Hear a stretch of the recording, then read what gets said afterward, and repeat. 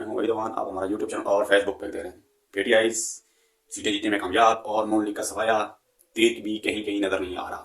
کرین کا بھی ملیا میٹ آپ یوں کہہ لیں کہ سب پارٹیاں ایک طرف اور خان کے کھڑے ہوئے یہ امیدوار ایک طرف۔ خان کی اے ٹیم بھی میدان میں نہیں اتری، بی ٹیم بھی میدان میں نہیں اتری، یہ نہیں کہ خان کی سی ٹیم میدان میں اتری اور اس نے ہر طرف تباہی پھیر دی۔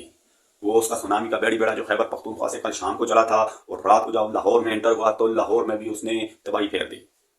نواز شریف کی اپنی سیٹیں بھی خطرے میں پڑ گئی ہیں، جس وجہ سے الیکشن ڈیلے کیے جا رہے ہیں، یہ نہیں کہ الیکشن کے نتائج ڈیلے کیے جا رہے ہیں، ابھی 14 گھنٹے گزرنے کے باوجود بھی الیکشن کے رزلٹ اناؤنس نہ کیے جا سکے، جبکہ چیف الیکشن کمشنر نے رات کو 2 بجے انہوں نے باقاعدہ طور پر یہ اعلان کیا تھا کہ آدھے گھنٹے کے اندر اندر رزلٹ ہم اناؤنس کر دیں گے، لیکن ابھی صبح تک اس کے رزلٹ باقاعدہ طور پر اناؤنس نہ کیے جا سکے۔ بہرحال اب سوال یہ بھی پیدا ہوتا ہے کہ چیف الیکشن کمشنر 3 گھنٹے کس سے ملنے گئے تھے اور کس سے ان کی کیا ملاقات ہوئی؟ یہ ملاقات کے سازش کا نتیجہ یہی لگ رہا ہے کہ خان کو باہر کرنے کی کوشش کی جا رہی ہے اور اب خان کو جو واضح اکثریت حاصل ہوگی ہے یہ بڑی کھلبلی مچی ہے اس سے۔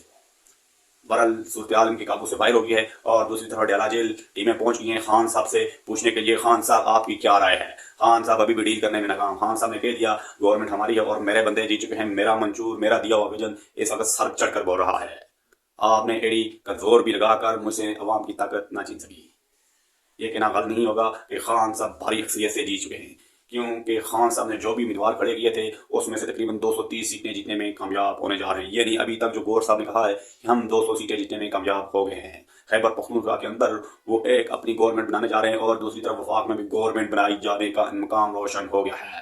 صبر کاوٹیں ختم ہو گئی ہیں، سب پریشانیاں پی ٹی آئی کے لیے ختم ہو گئی ہیں، خوشحالی کا سورج لے کر طلوع ہو گیا ہے ان کے لیے، اور اب گھبرانے کی بات نہیں ہے۔ اب ان کے بھی کیمپین ٹانگ کی ہیں جو انگلینڈ سے آئے ہوئے تھے اور کراچی سے بھی تیر لے کر